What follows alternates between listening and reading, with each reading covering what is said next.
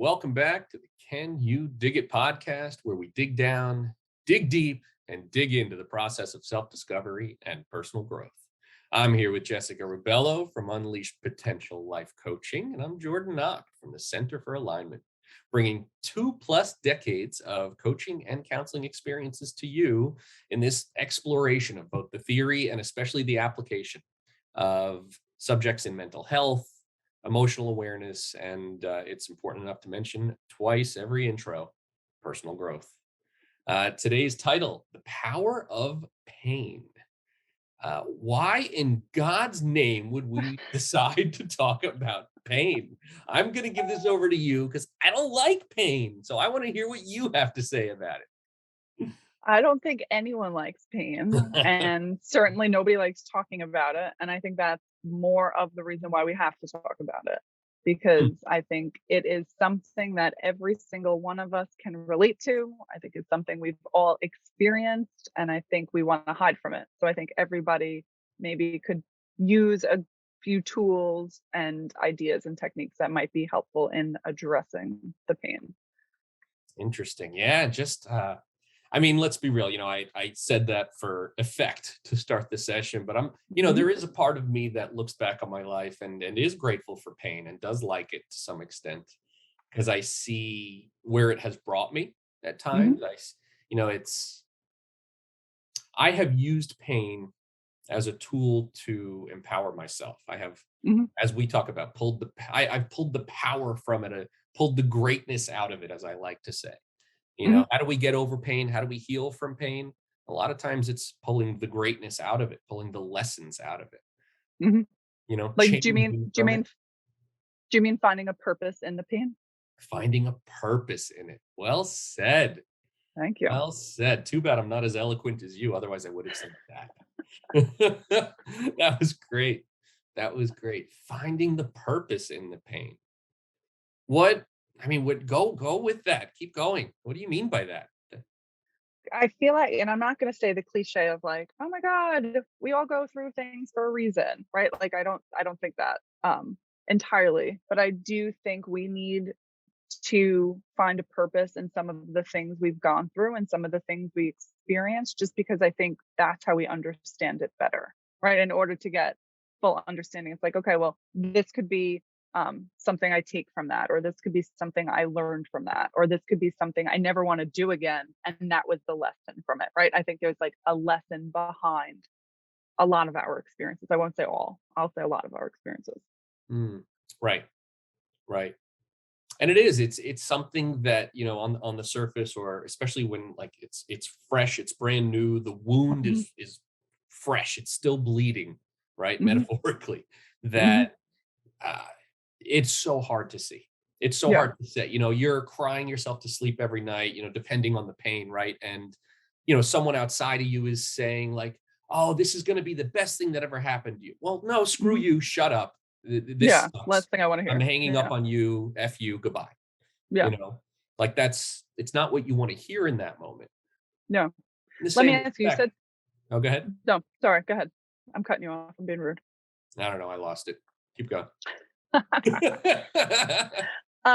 In the beginning, you said you use it as a tool and you let it almost empower you. Have you always been like that, or is that something you've learned through your pain or through your experiences? Like, where did you come up with that?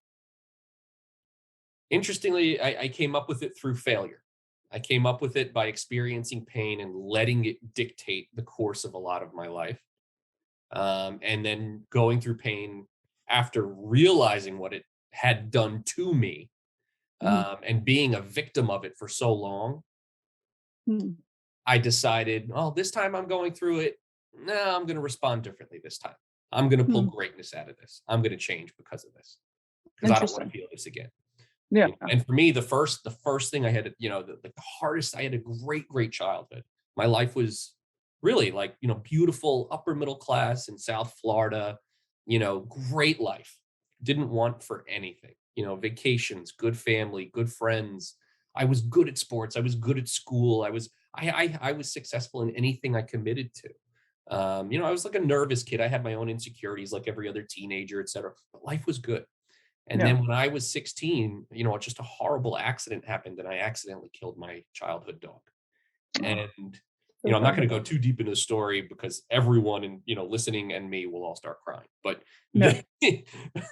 but the bottom line is, from that experience, I went down a dark hole. I started smoking a lot of pot. I started distracting myself more than I ever had. I got even more insecure than I ever was. And it dictated the course of a lot of my life and a lot of my habits. Mhm. And I started choosing things that were acts of either self sabotage or self destruction later in Mm. life, in my 20s. That, yeah, I mean, through a lot of self exploration and therapy and meditation, and, that I learned a lot of this stuff, in hindsight, unfortunately, after I'd made the decisions. Yeah. But for me, I went through pain, and it changed me into someone who was ashamed of himself and who didn't deserve good things. And you know what I'm saying? Like I Yeah. didn't look at it and think, okay, what can I pull from this? Life is short. No. Embrace the day because any day No. might be your last. Because Well, that's where horrible I guess where you accidents might use happen. that's where you use the word victim, right? I guess in that moment you felt victim, or you felt like the pain was the victim, or you were the victim in the pain. You know what I Yeah, mean? Like it's dark, and I appreciate you sharing that. I didn't even know that. You know what I mean? Like I yeah, appreciate you going there. But it sounds like it almost like navigated you in a sense to where you are now, or like the path of where you are now too. And like maybe that's the purpose of the pain. Is that what you're looking at it as? yeah. It was like in hindsight, like really, what can I take from this? And what I Mhm. ended up pulling from it was two things. The first was I love animals more than people, and I need to be serving and helping animals in some form in my life. I need to have animals around me. I want to help them. I have a serious connection to that. So that was one. And then the second one, which might even be even more important than the first one, is any day could be our last. Accidents happen. Hmm. Mhm. Obviously, I didn't consciously choose to do this. It was a horrible, horrible accident. And Yeah. however it unfolded, the bottom line is, I pushed a button and it happened. Yeah. And it was just a horrible freak. The timing was perfect, Yeah. perfectly horrible timing. Yeah. And there's nothing I could have done about it. Mhm. So I look back on it and think, well, I'm gonna have to live every day like it's my last now. I better really Hmm. leave. And don't get me wrong, I've always been a happy guy, but anyone who knows me know, like if I'm in conversation with you, if I'm at a party, if I'm home relaxing watching TV, I'm so in it. I'm so present. Yeah. I enjoy every experience Every so moment. much. And Mhm. it's even come to the point where I hate to say it, I almost enjoy difficult, painful experiences sometimes where I'm able to Mm. step back and be like, wow, thank you for this pain, God. This is great. Like that Interesting. it is. And not in like a self punishment kind of way, more Yeah. like, like I trust the bigger picture. I'm fully in it. Okay. I'm going to learn from this. Let's go. Yeah. I'm cringing Yeah. right now. I hate this. But I've meditated enough to I can observe the feeling and let the feeling just be a feeling and decide what to pull from this. And it's taken a lot of time to get there. But Oh, I'm sure. But it sounds like you also practice something that I call radical acceptance, which is feeling something and accepting something without the judgment behind it. And I'm sure that wasn't the way it was all the way back then, but it sounds like now that's where you're at, of like, well, I'm just going to kind of like see what the bigger picture is here and go for this ride, or follow the wave or whatever it is. And like wherever it brings me and I'll accept that place. yeah, absolutely. That's To a all. large extent. Like the pain it's inevitable. It is. I Hmm. don't care who you are. You're going to feel pain. Hmm. I have clients who are, if they're not billionaires now, they were close to being billionaires when I was seeing them. I should have Hmm. charged them more in hindsight. But Probably. but like they're miserable and they go through pain and they go through more pain than a lot of people because they don't believe they should because they have everything they need. So it's not Hmm. just the pain of what's actually going on, it's also the judgment and the shame of the pain that they're Hmm. adding to the pain. It's Hmm. they spiral it upward or downward, however you choose to look at it. Yeah, And absolutely. it's just that acceptance it's such a simple thing. Sitting with it, talking. Yeah.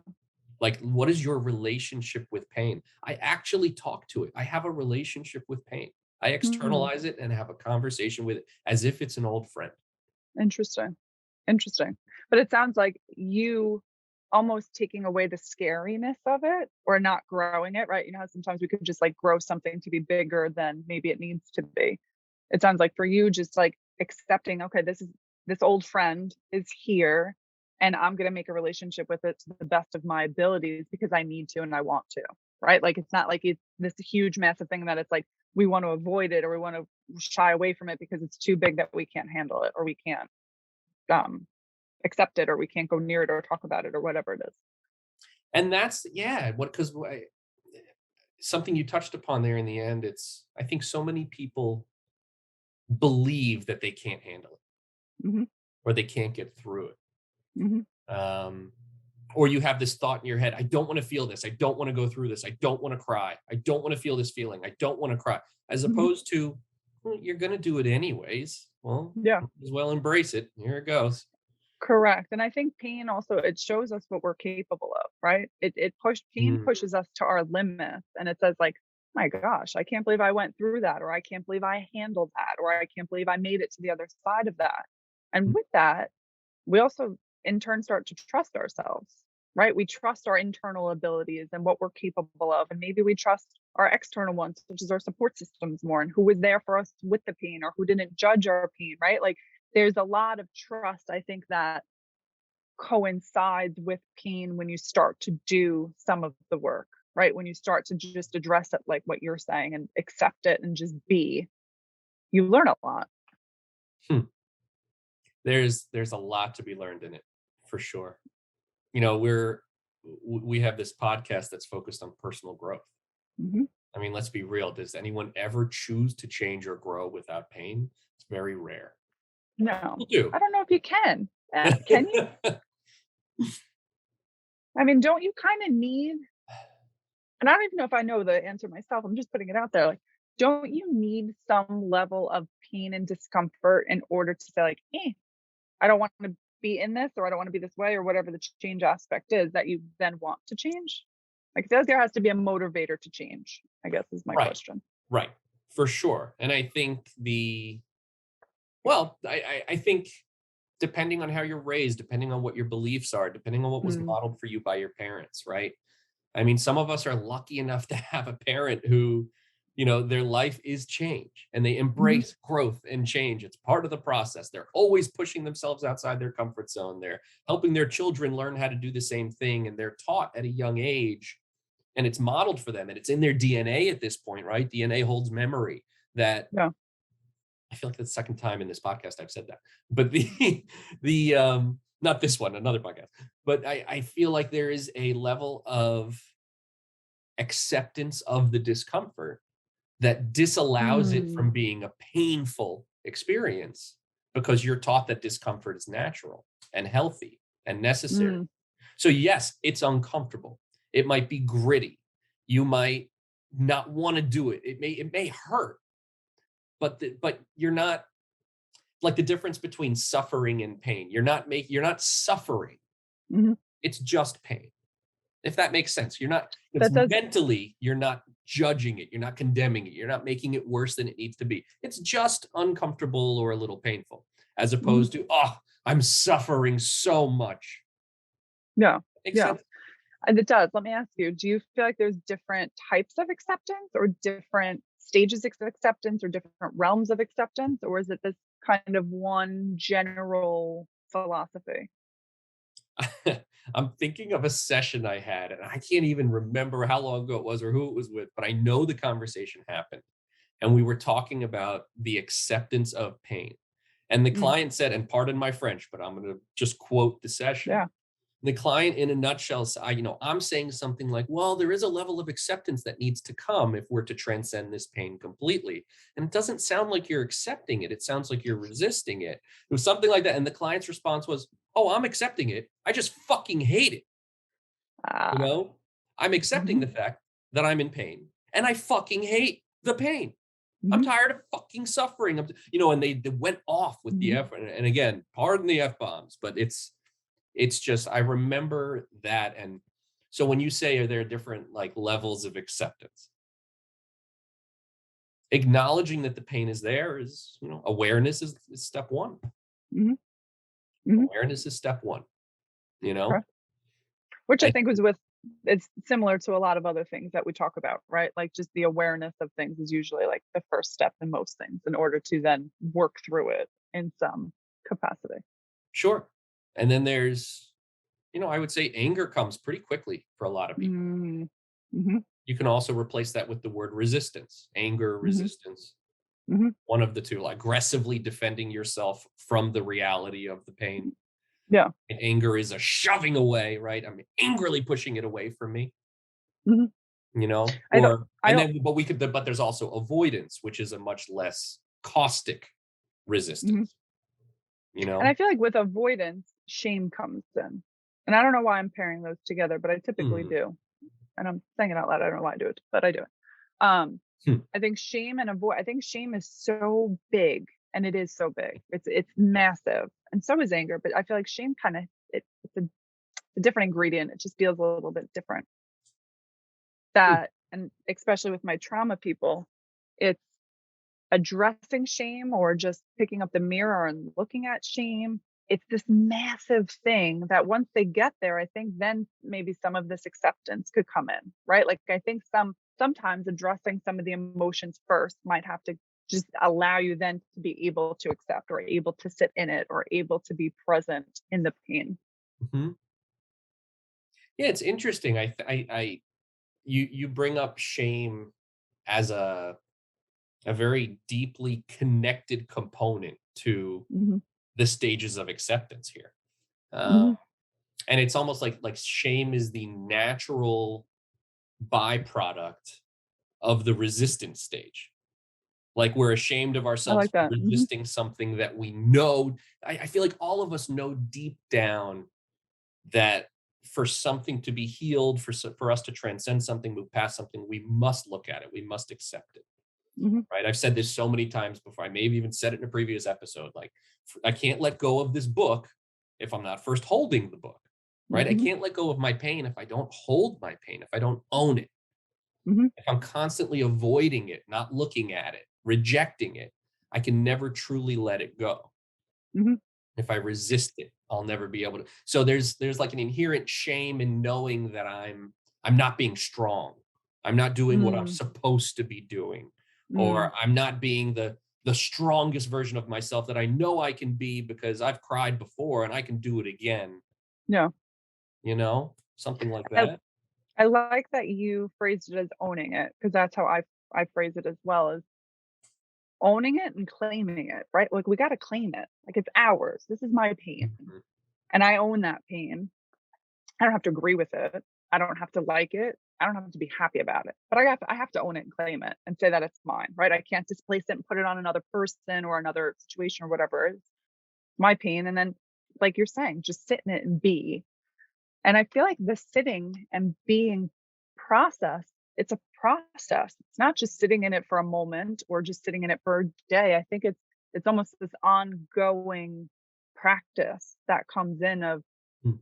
kind of testing your own not vulnerability, maybe vulnerability, but like your own ability of like how much can you sit in or how long can you sit Your there? own And you're resilience, so to speak. correct.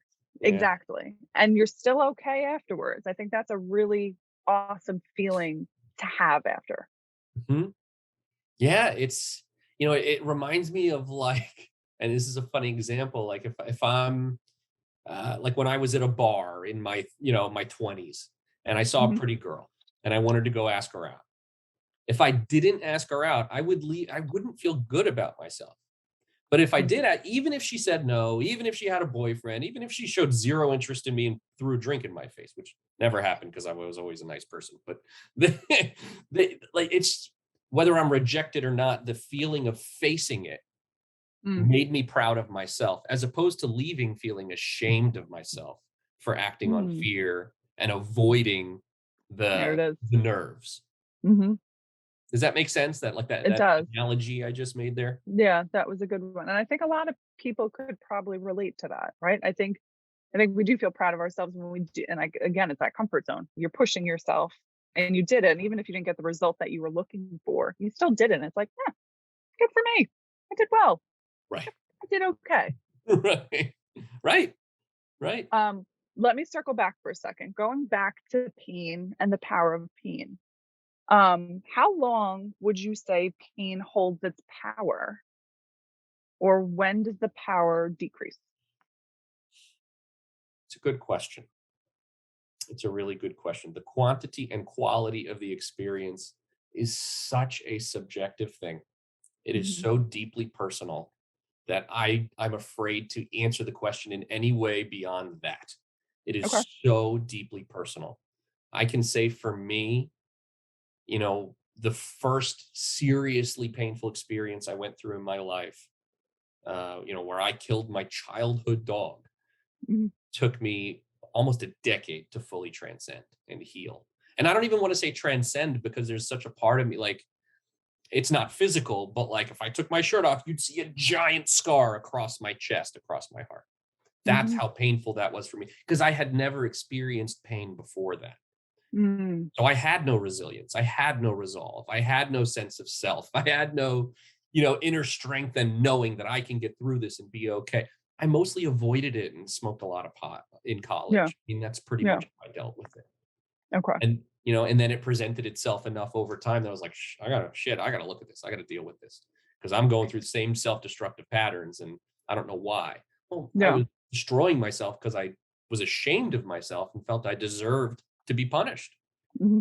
but I never So I owned it. Yeah. So would you say, I'll rephrase my question a little bit. Do you think um pain always has to have power? Like does there always have to be a power element, I guess is my question.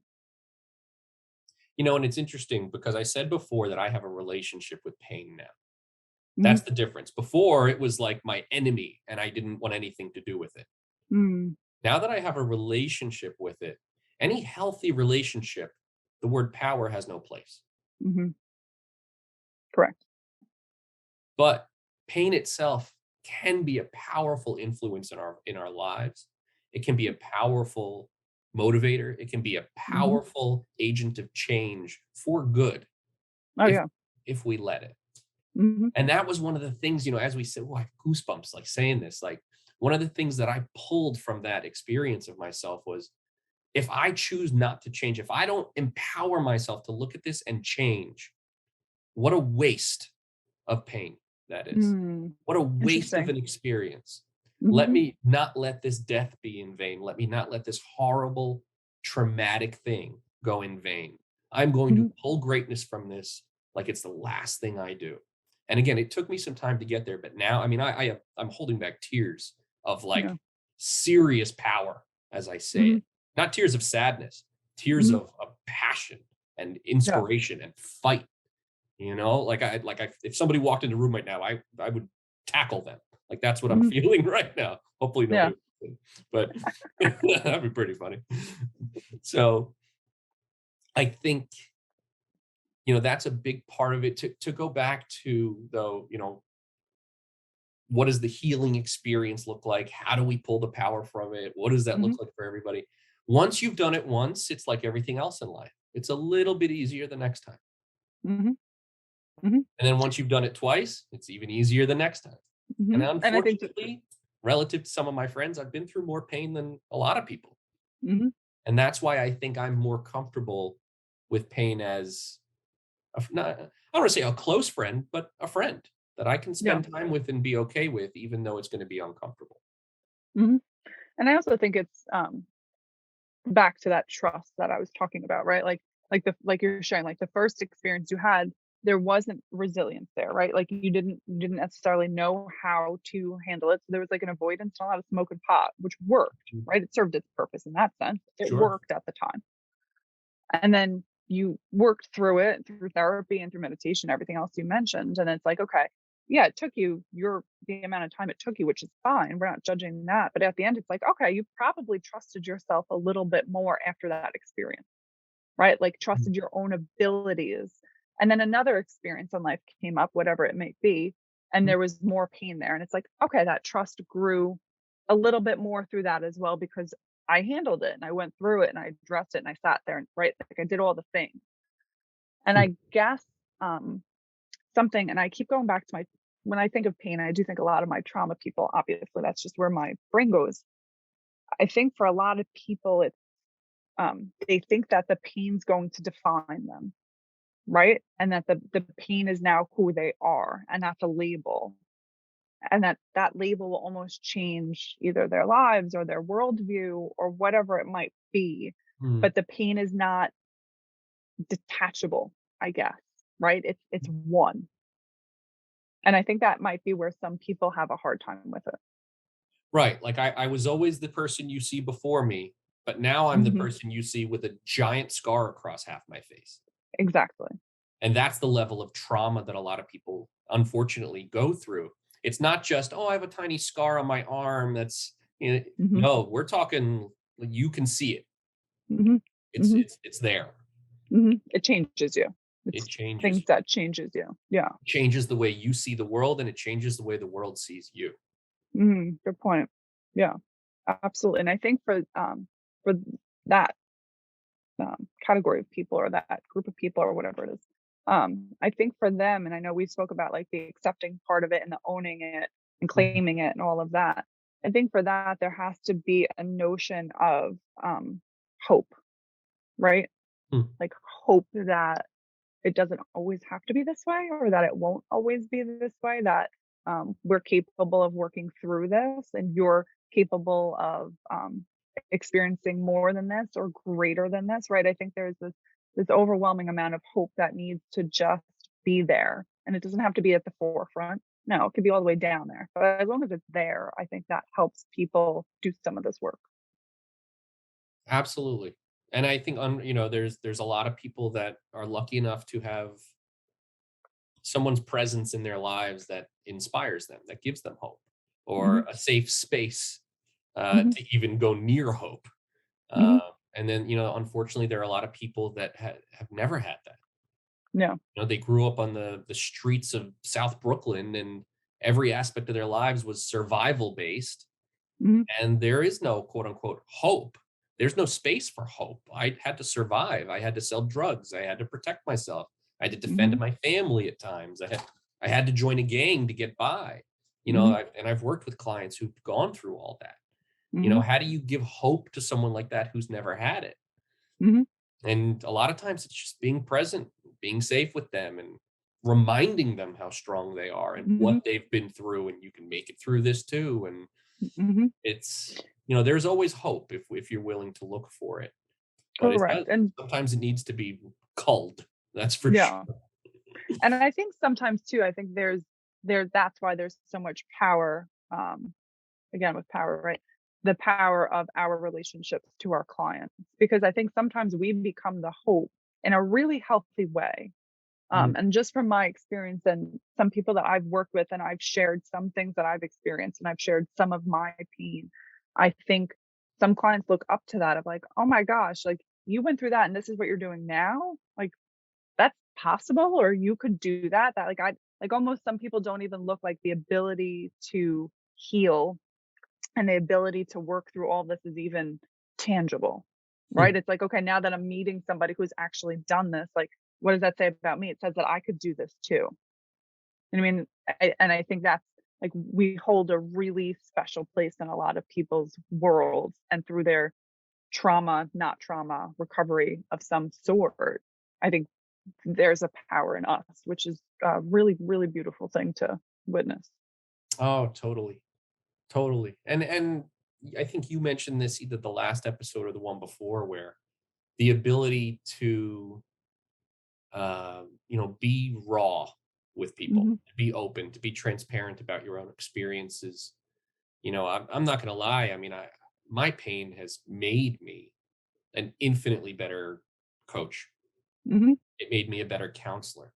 Hmm. It transmuted me from counselor into coach. I'm going to be honest with you. Hmm. Um, and there's a lot in the stories when I'm listening to a client, a lot of times it triggers a story or an experience or an association from another client, and I'll share a glimpse of that. Mhm. And it helps to know you're not in it alone. Oh, yeah. And sometimes it helps to hear someone else's story because they're going through something that's objectively much worse.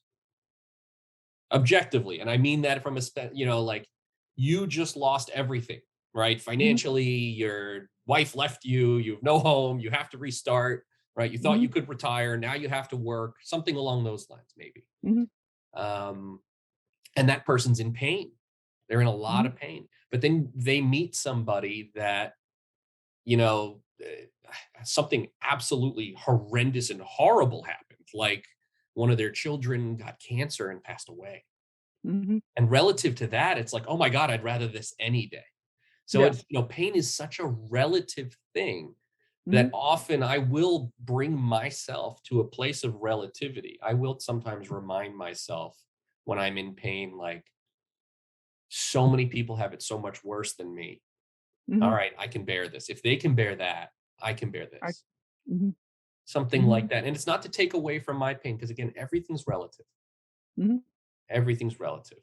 The pain that I'm going to feel sometime in the next few years or even few weeks is going to be so relatively different than how it would have felt had I not gone through everything I went through in the past 20 years.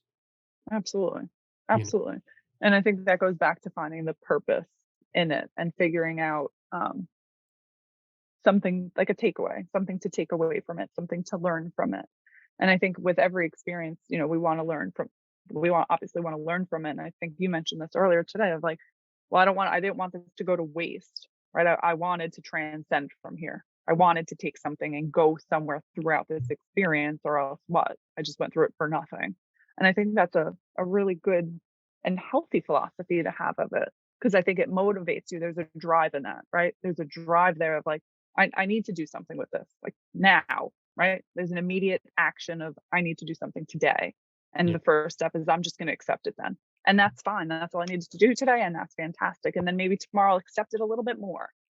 And yeah. then the next, right? And then that's the process of going through this. Do you feel like there's any other techniques or tools or tips that we didn't discuss that was something that was kind of your go to that you want to mention? There is one thing that comes to mind, and we do have to start slowing down. This episode flew by because it's such a I know. real experience for both of us, and it's such a real subject. And I'm sure we'll talk plenty about it in every episode because pain is a part of everything we're going to talk about. Hmm. Because it's such a big part of life. For me, it was a matter of finding people who had been through pain and talking to them about theirs and talking to Hmm. them about it. Again, hearing that somebody was where I am and now look at where they are, Hmm. and Hmm. hearing them say, I'm no smarter than you, I'm no better than you. I was just persistent. That's it. Hmm. I did what I Mm, I needed love to that word. do. And over time, my persistence paid off. The wound turned into a scar. And here I am standing before you, and you can barely see the scar anymore, but I know it's there. And I know Mhm, what I took from it. Like something along those lines. It's a very powerful thing. We do have to start slowing up. I am gonna kind of put the brakes on here, and I'm sure there's more to say for us, for mhm, sure. So maybe we'll come yeah, back and do another episode either next time or in the future. Whatever we're mhm. feeling. But we did not pause in the middle to do any recommendations today. I I will know, I thought of say that too. I will say before we end, and this is for myself, this is not for everybody. It's a very unique book. It's a very spiritually oriented book. I am a very godly man. I am not religious. I'm very, very spiritual. I talk to God every day. I'm close with God, but it's a friendship. It's a relationship, just Mhm, like I have with pain. And the recommendation, and it goes along with this subject because this book in particular really, really helped me to understand the concept of why bad things happen to good people. hmm, And the book is called Conversations with God, and it's by I've someone. heard of His that. name is Neil Donald Walsh, Walsch. And that's the book. It's a man on his knees blaspheming God, saying, you suck, in a nutshell, F you. You Mhm. know, these are my questions. Thanks for the answers. Thanks for nothing. Mhm. And he gets a response in his head that says, are you Mm. just venting or do you want answers? And the whole book is their dialogue back and forth with all the questions and all, you know, and it's hard to put that book down and be like, oh man, that that might have been God talking. That's interesting. Like it's just a really, really cool perspective, whether it's real or not. It was real for Mhm. him. He translated the experience, and I pulled a lot from it. And it was a very interesting read. It's a short, quick read. It's deep. It's powerful. There's a lot of things in there that people might disagree with, but there's also a lot of good that you can take from it. Hmm. So Awesome. that would be Awesome. my recommendation. I don't know if you have any. So a book that I recommend, I also recommend to a lot of the people I work with is The Subtle Art of Not Giving a Fuck. And you have to prepare yourself because there is definite profanity in the book, as you could tell by the title. Um, but the book, it's a really real, raw Mm, book. And the author goes through like a lot of his own experiences and boundaries and the importance of owning your voice and how to own your voice and different examples throughout the book of like different people and how they've kind of gotten to that place. But even after I read the book, Ron said to me, he's like, something different with you. Like you have this like new owning of like what you want, what you need, and how to say it. And then I definitely changed after reading the book. That's something, especially just kind of going through like our episode today. I think it might be good to find a voice a little bit while doing some of this work, so you feel um, confident in the work that you're doing. You know what I mean? And you feel like you could own it. And maybe set a boundary with a family member or friend if you're doing some pretty deep work. Might be beneficial. awesome. Yeah, you certainly piqued my interest. I It's good. feel like I've And it's heard a of the quick. title, but it's I mean that title is, if that doesn't attract you, I don't know what will. So And it's a quick, like, you won't want to put the book down. It was a quick read. I've read it multiple times just because it was that good. So cool. definitely check Very it out cool. if you guys want to. All right. So the two recommendations: The Subtle Art of Not Giving a Fuck and Conversations with God. I love it. Okay. Polar opposite books, but I bet you they're more similar than we think. I bet probably. you they're more similar than we think. Probably. So this was great. What a deep dive. I didn't even expect to get into my life that much. I'll be honest with Hmm. you. It just kind of happens. You know, I know for you things just flow in our Hmm. podcast as well. Yeah. So thank you for just exploring it, being non-judgmental, hearing me, giving me the space to let that out. You Hmm. know, that I was appreciate I appreciate your being vulnerable, and especially for everybody. I think for our viewers, it's important for them to see vulnerability and to see kind of how it's done. So I commend you for that too. for sure. For sure. And for what it's worth, I am able to talk about it so calmly because I have faced it so many times. I haven't avoided it. I've purposefully looked at it and cried over it. I've held it in my hands. I have hated it. I have cried with it. I've made my peace with it. I have talked to it over and over again. And this is where I am. And that's, you want to heal anything. Avoiding it is not the answer. We have to Yeah. face it. But Yeah. you don't just want to blindly face it on your own. You can do it with support. You can do it in a safe way, in a safe space, with safe people, for Hmm. sure. So this was awesome. I really look forward to our next episode. We will see you guys again. Thanks for tuning in, Yeah. and have a great week.